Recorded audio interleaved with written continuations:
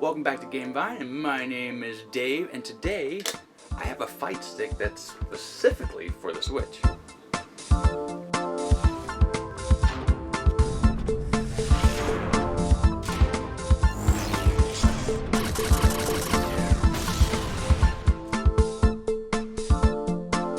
So yeah, this took a while to get to me, but it finally got here, and I've been playing around with it for about a week now, and I'm going to give you my breakdown, and I'll tell you if I recommend this or not. So let's get into it.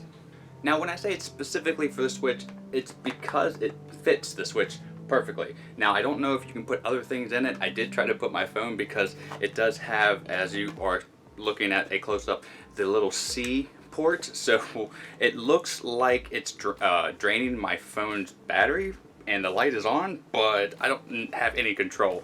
But for the Switch, it does work properly. It sits in this little stand pretty well. If it's anything, it's at least one of the spiffiest and nicest stands that I've ever seen for the Switch, because you can just hold it like this. It's very secure because it's in that C port, and they have these little hooks that secure the Switch in here. So if this is a bad controller, I will at least recommend it as one of the most expensive but best stands out there for the Switch. So let's get into the materials. It's super light because it's cheapo plastic, but it seems like it's going to stay together. The stick is I think the worst part about this thing, and it's a fight stick. That's supposed to be the best part. There's no rubber kind of feel to it. It's very slippery, and it's tiny. There are only very few occasions where it wasn't apparent that this is for baby hands. When I'm playing a game like a shmup, that's what I would say one of the good games for this stick is. That's the only time where this didn't get in the way of being so small.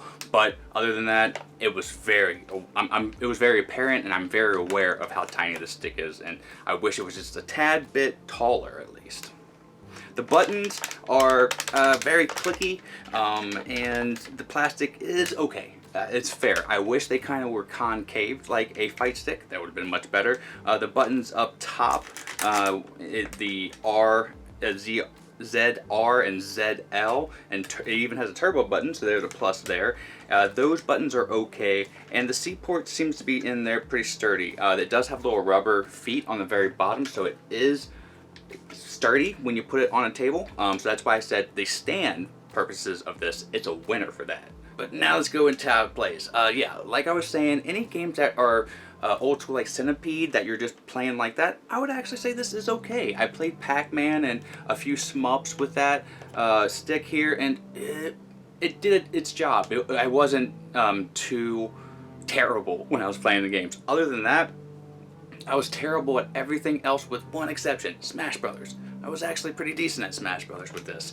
But blocking, because the ZL and ZR are up top, I would have to do a blocking with a weird kind of stretch and still kind of hit, and it didn't work out for Smash Brothers too much, but you can remap the buttons here. That's what I did. So I put L and R over there, here, and like a block.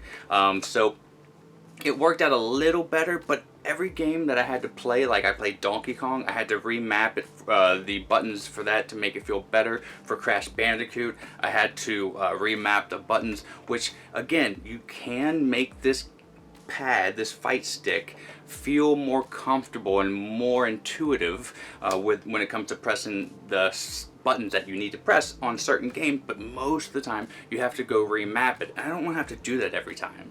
But we're going to talk about fighting games. Is this good for fighting games? Well, yes and no.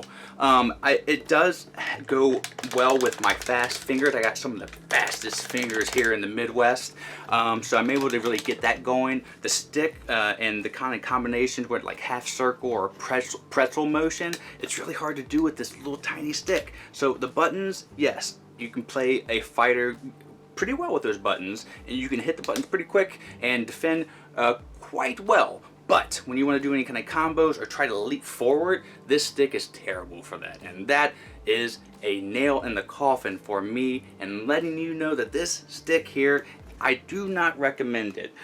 It's super pricey. If this was a $10 stick, I would say if you can get it for $10, go ahead. Anything above that, no. But it's a pretty cool stand. So another thing to note, there's no vibration, no gyroscope kind of motion controls, or there is no chip reader for the amiibos. Just to add that in, not that this should be in the Fightstick, just wanted to let you know. So that is everything I gotta say about this Fightstick. I do not recommend it, so I'm glad that I got it via Nation so I can test these controllers out for you so you don't have to. That is my job. So thank you for watching today's review. I really do appreciate it. I'm Dave, your friendly neighborhood reviewer. Until the next time, let's see you have a great rest of your day and a great time with all that you play. I'm out, guys. Bye.